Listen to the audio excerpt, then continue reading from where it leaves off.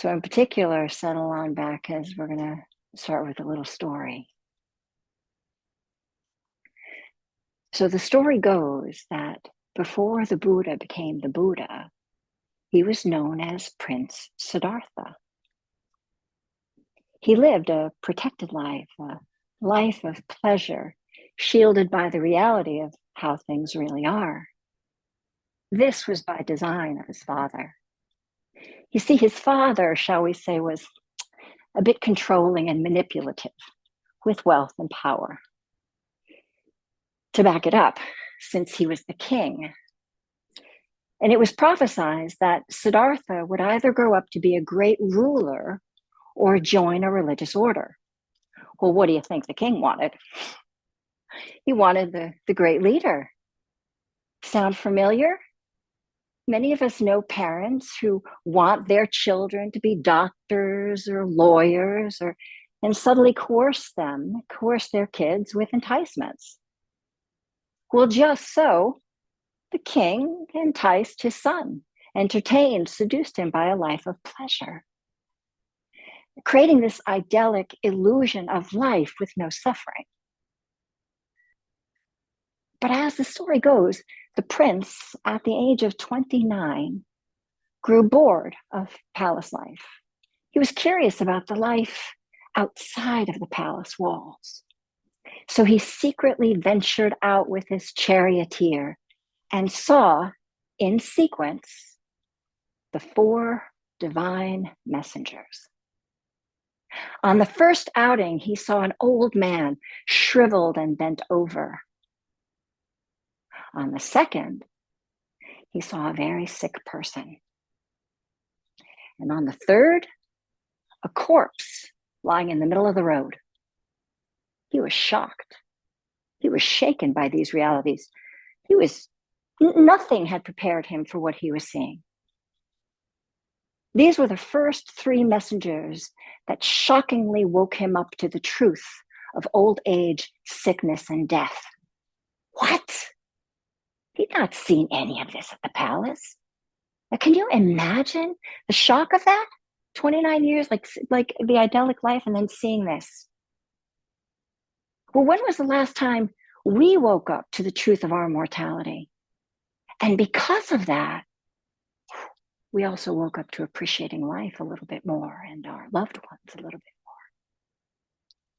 For the first time in his life, he realizes, he comprehends the situation he finds himself in and everyone else in. That we are humans, not immortal. We don't live forever. That we are vulnerable creatures. We grow old and we decay. You could say that these sightings broke his heart open with compassion for our predicament. He could not unsee or unfeel the truth of suffering. And then, on his fourth and final outing from the palace, he encounters a mendicant, a wandering ascetic in robes who seems peaceful and happy, with a serene and luminous face. And he thought to himself, why? What's different about this person? Surely he's aware of sickness, old age, and death, and yet he seems so at peace. Now, it is written that the fourth messenger, the wandering ascetic, was the heir of an ancient Indian meditation tradition, and that his presence, his countenance, gave Siddhartha hope that there was the existence of a path out of suffering. The first three divine messengers showed him the hard reality of being human, that no matter what, we cannot escape old age, sickness, and death. But the fourth showed him hope that there was a way to live life side by side with these truths and not sink under the weight of their truthfulness. And it is said that out of compassion for us, he bore a path out of suffering. He left that path for us to follow, should we want to. Thank you, Buddha. Much appreciated, especially these days. But these encounters with the truth of reality, they were necessary for his waking up. They are what prompted Siddhartha to renounce worldly life and find a way out of suffering. Now, we are not so different from Prince Siddhartha. No, not the palace part, but the living a life of distraction part.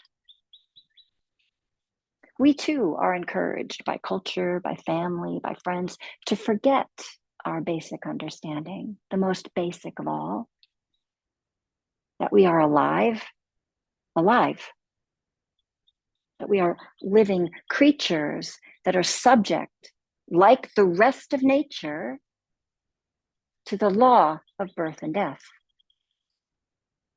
We have all manner of distraction at our fingertips that easily let us miss this truth, that easily let us not even see that we have a body.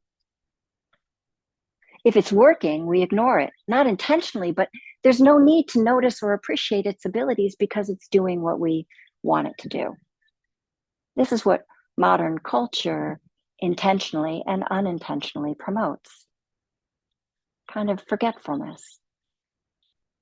But some of our forgetfulness is built into our human nature.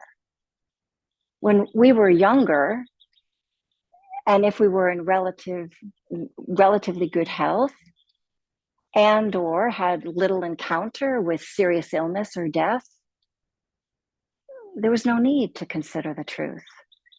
There was nothing prompting us to consider the truth. That's appropriate developmentally.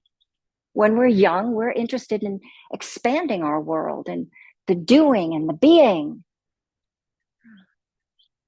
And if we're in relatively good health, our body fights off illness. And when it recovers, we don't ponder further the miracle of it getting over a cold or an injury.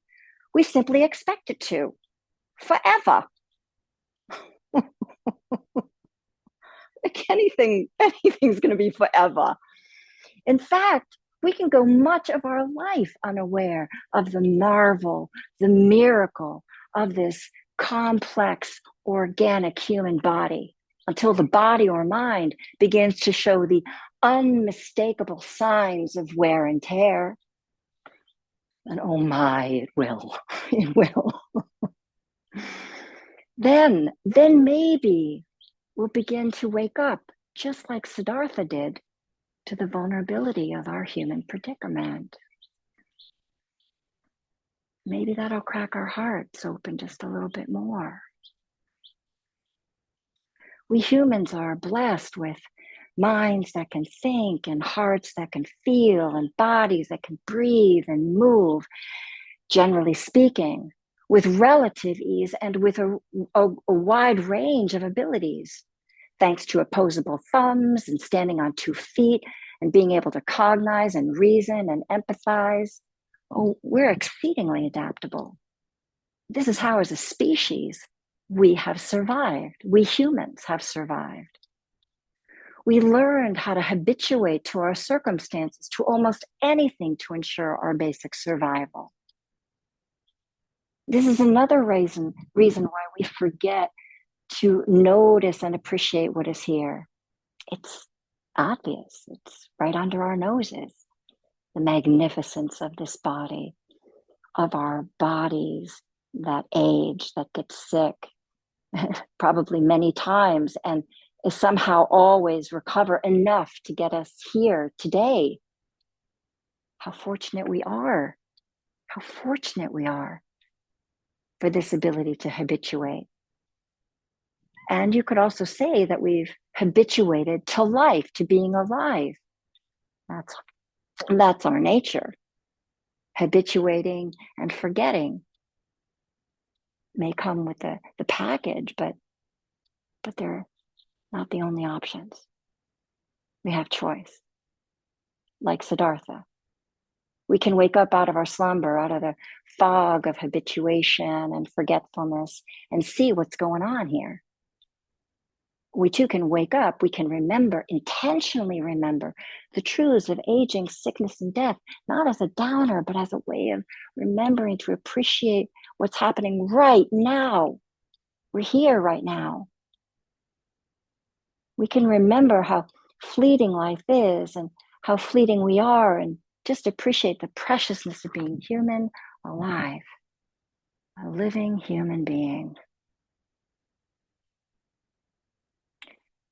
So today marks the beginning of a whole new series, waking up to the truths of our common humanity, using the Five Remembrances. This is the first topic, the Five Remembrances of frequent contemplation. Among the Buddha's teachings, this is an important list across traditions, actually. And it is recited by many daily as a way of remembering our human nature back into the fabric of Mother Nature.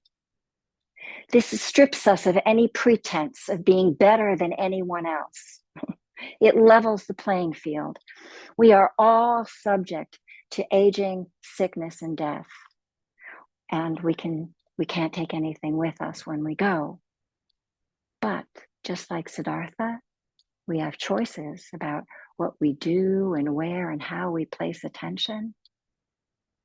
And we can keep cultivating the heart that can appreciate the preciousness of this life and let the truths, these truths sink in and do their magic.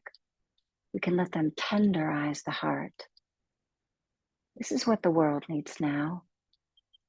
Tender hearts that can sense our common humanity. Now, I might suggest writing them down and posting them in a place that you will see them every day, and maybe even read them, right? Why not? Let's see what happens. But we can do this. We can do this for our welfare and for the welfare of everyone we meet. See how it changes how we relate to our own life, to others, and to the world.